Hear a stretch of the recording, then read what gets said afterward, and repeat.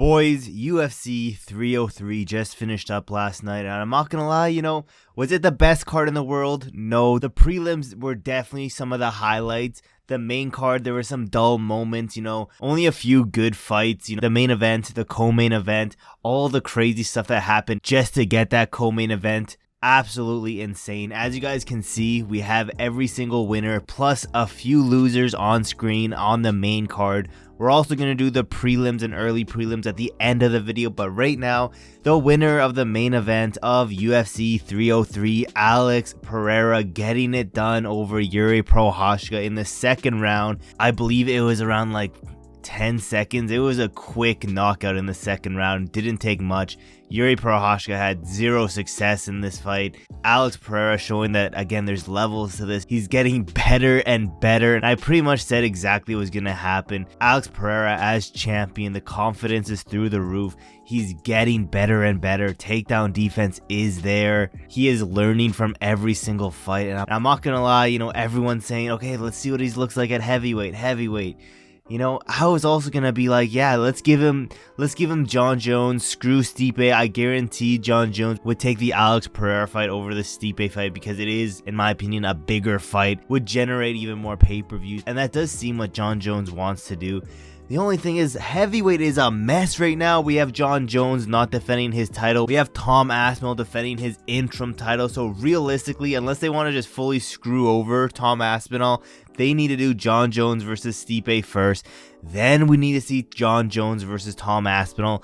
Then we can see Jon Jones versus Alex Pereira. If everything goes Jon Jones' way, if he beats all those guys, which I don't think he does. Do I think there's a possibility they just leap over Stipe? I mean, there's a possibility, but, Dana didn't seem very impressed or really wanting to do that, to be honest. It seems like he still wants to keep Alex Pereira at light heavyweight, and I think they're going to do, even though I don't want them to do this because I hate this guy, I think they're going to give him Magomed Ankalaev next. And I'm not going to lie, everyone's saying Magomed is a boogeyman for Alex Pereira. Magomed is going to wipe the floor with Alex Pereira and make it look easy. I don't know, to be honest. I think Alex knocks this guy out in the first round, to be honest. He's looking better and better as time goes on. Magomed hasn't fought since January 13th of this year against Johnny Walker. I don't know why he's taking so much time off. He's been offered to fight Alex, I believe, several times at this point, but he wants to fight him in Abu Dhabi, I believe, in his home turf, all this stuff. He wants all the advantages, but I don't think he's getting past Alex Pereira, I'm not going to lie. And, I believe the next either Saudi or Abu Dhabi card is a little bit away, which is good because it does look like Alex Pereira did either just injure or full on break his foot again, so he's gonna need some time off. Other than that, he took literally no damage in this fight. He looked unstoppable against Jiří. He looked just as invincible as he did against Jamal Hill against Jiří, which is insane because Jiří had so much success in that first fight, but this fight, zero success. It's kind of sad because I like both of these guys, but it is what it is. Let's go to the loser of that main event, Jiří Procházka. Like I said, he didn't have any success in this fight. I wouldn't be mad, He's talking about going down in weight. If he can do that successfully, I wouldn't be mad about it, but can he realistically make 185? I don't know. He did look a lot smaller in there against Alex Pereira, but with that being said, let's say he stays at light heavyweight. There's only one fight I want to see him against. I would like to see him against someone like a Jamal Hill, but Jamal Hill, I think he's going to be ready before someone like a Jiří Procházka because Jiří, he did get knocked out twice in this fight. Let's be realistic. If there was 2 more seconds in that first round, it would have been over. Then, again, like I said, as soon as round 2 started, probably 10 seconds in, head kick knockout. So he's definitely going to need some time off. He's going to definitely need to go back into his shed and meditate for a few days. But after that, someone else who's going to need some time off, someone else coming off some surgeries. He's going to need time to recover off the surgeries, need time to train, get his muscles back moving. That's going to be someone like a Jan Blachowicz. These guys haven't fought before. It's a good stylistic fight for both of these guys. If Jan wins, we can talk about title shots. If Jiří wins, we can get him back up there against someone like a Jamal Hill. And yeah, because right now, Jan Blachowicz, he's he's not looking the greatest in his career. His last win was against Alexander Rakic, which was like an injury. You know, it wasn't a full-on beatdown win. It was kind of a fluky win. Other than that, he lost his belt to Glover, had a draw with Magomed Ankalaev, and then lost to Alex Pereira back in 2023 July. So, you know, it's about time he comes back into this. Yuri, on the other hand, win one, lose one in his past few fights. It is what it is. I think this would be a fun matchup. And yeah, with that being said, let's keep moving over to the winner of that co-main event. Crazy few hours leading up to this. Diego Lopes got it done over Dan 4-hour notice Ige. With that being said, both of these guys want to fight on the Sphere. Both of these guys deserve a jump up in rankings. So Diego Lopes, I want to see him rebooked against Brian Ortega. I would arguably like it to be a 5-rounder, but I don't think that's going to happen. There's no way they're going to make it a 5-rounder for the Sphere card. But, you know, 3-rounder I guess is still better than nothing. But Brian Ortega, Diego Lopes, rebook that one, because, you know, there were spots on the ground. There are spots, especially in that 3rd round when Diego Lopes was looking a little gassed, where I was like, damn, if Brian Ortega was in here instead of Ige, we would have a completely different fight. But it is what it is. It was still a phenomenal co-main event. I'm not complaining whatsoever. But yeah, rematch this one, book it for the Sphere. Someone else who I want to see on that Sphere card, he called it out. Dana White said he'll make it happen. Dan, 4-hour notice Ige. I hope this man got paid. I hope he got paid. Not only did he just get paid for this one fight, you know, I hope he was a little bit smart and renegotiated that contract so he's getting paid for every single one of his fights. But, you know, Dan Ige saved the day. Let's give him a jump up in the rankings because he deserves it for what he did. Like I said, they're going to that Sphere card. It's supposed to be like a Mexican themed card. So let's do Dan Ige jump up in the rankings to Yair Rodriguez. Yair right now, you know, not looking the greatest. He's a 2-fight losing streak. In his last 5 fights, he's only won 2 of them. That was against Ortega with that fluke win, and then Josh Emmett to get that interim belt. But yeah, to be honest, this man, his record isn't that great. So let's give Dan Ige jump up in competition, reward him with someone like a Yair Rodriguez. And to be honest, you know, I wouldn't be surprised if we see a Dan Ige upset in that fight. Great stylistic matchup for the fans to watch, especially on that Sphere card. But let's keep moving down to, you know, the lackluster fights in this co-main event. Every single one of these were pretty lackluster.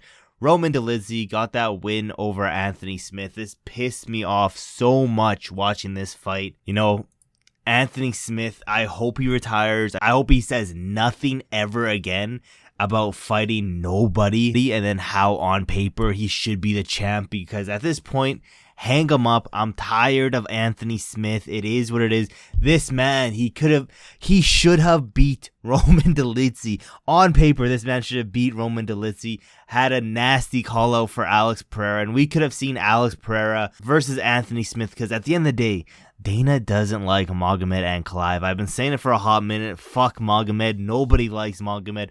All my homies hate Magomed. But that being said, Roman Dolidze got it done. Short notice. Probably going to get a little bit of a favoritism in his next fight. A jump up in the rankings for his next fight. Let's give him someone like a Paulo Costa. I think this would be a fun matchup. Plus, I think Paulo Costa does some nasty things to Roman Dolidze. But I don't really care about this. Who cares? Moving on. Another fight who really cares about. Macy Chiasson gained that nasty elbow finish against Bueno Silva. Cut her open. If it was literally just an inch to the right, she would have gave her that third eye. Literally like an inch deep into her skull. Do I agree with the stoppage? I mean, yes and no. To be honest, Macy would have just continued like peppering at it, jabbing at it, opening it up more and more. So at the end of the day, I do understand why it was stopped. It was justified, but who really cares if it continued on or not? But, you know, they're going to do Raquel Pennington versus... Damn, what's that girl's name? This is terrible how women's MMA is so forgettable, but they're going to do Pennington versus the girl who beat Nunes. Damn, am I really forgetting this girl's name? This is crazy. She's so annoying. How do I forget her name? Damn, am I really gonna have to look up her name? Juliana Pena. Damn, that's pretty sad that I forgot that, but it is what it is. They're gonna do Raquel Pennington, Juliana Pena on the same card. I want Macy taking on Kayla Harrison. #1 contender fight. Winner gets the next title shot after Pennington and Pena is done. Boom, right there you have another #1 contender. Super easy to do. I think Kayla Harrison gets it done over Macy.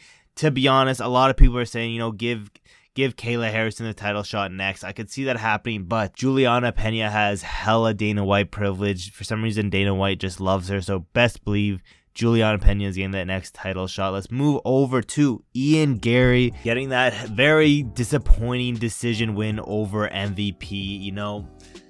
I thought it was a draw at the end of the fight. I think Dana also said he had it as a draw. I don't know.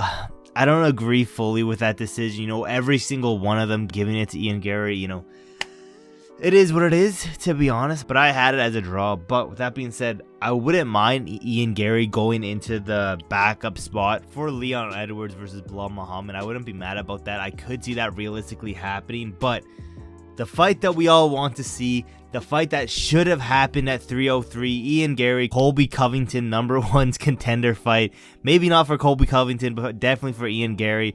I want this fight next. It should have been made.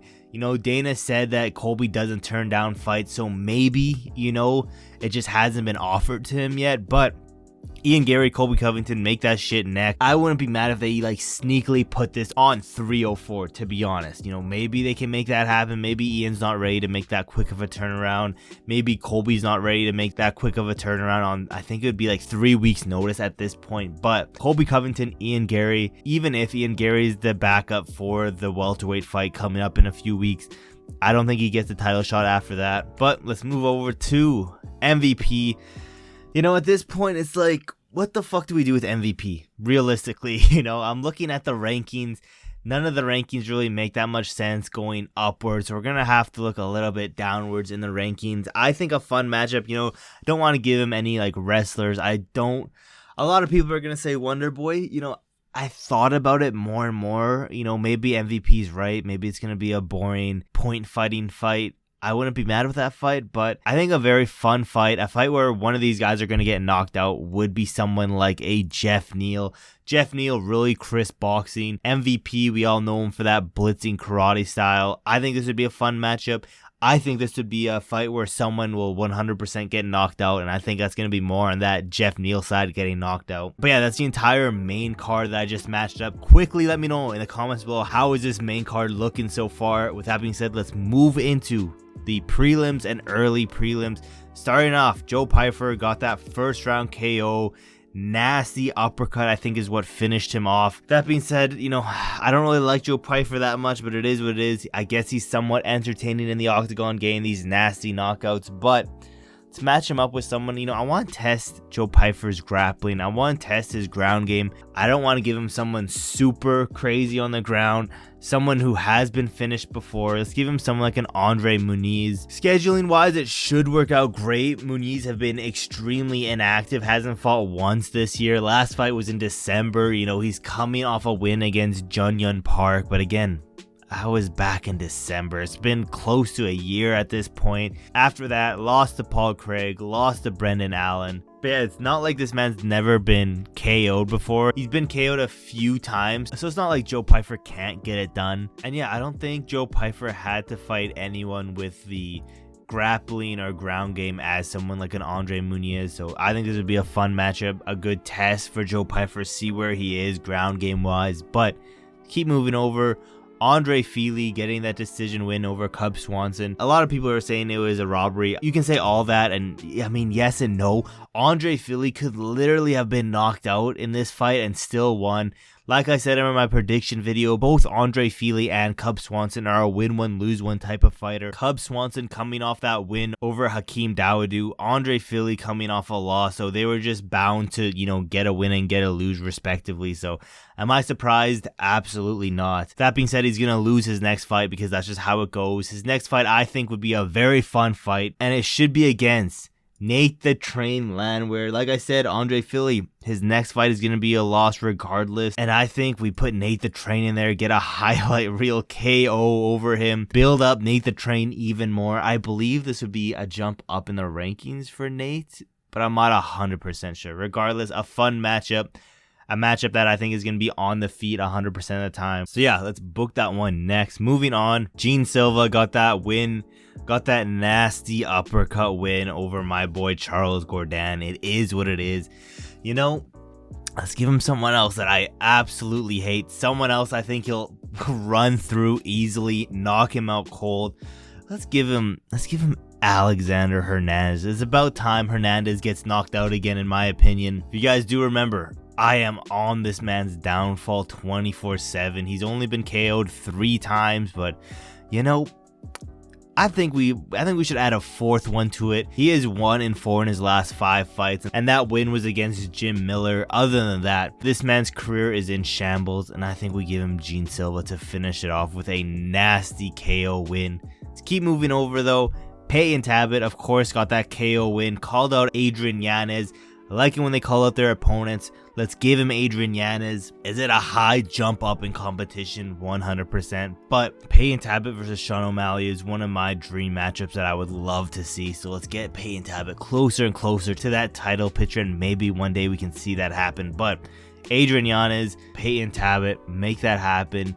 Yanez, his last few fights, you know, he was very high up in those rankings. He was considered a pretty high prospect. But recently, on that 2-fight losing streak against Rob Font and Jonathan Martinez, got an easy layup win a few fights ago against Vinicius. So, you know, as much as I don't want to just kill Adrian Yanez, you know, we need to build up Payton Talbott even more, and I think this is what the UFC is going to do, to be honest. I wouldn't be surprised if they do this, but let's keep moving over. We have 3 more fights left. Let's just quickly run through them now. Gillian Robertson just retired, the karate hottie. It is what it is. Absolutely battered her face for 15 minutes, but let's give her a fresh matchup. Let's give her Tecia Torres. I think Ticia's a little bit higher in the rankings than Gillian Robertson.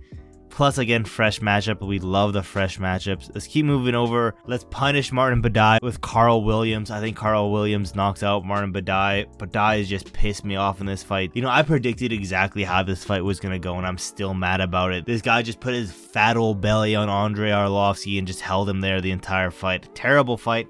Hated it. It is what it is. Let's keep moving over. Ray got it done. Still undefeated. Let's give him someone who fought not too long ago. He's coming off a loss. I believe he fought last weekend. Jose Johnson, let's give him that. He's only a little bit higher up in the rankings. And then finally, Vinicius Oliveira.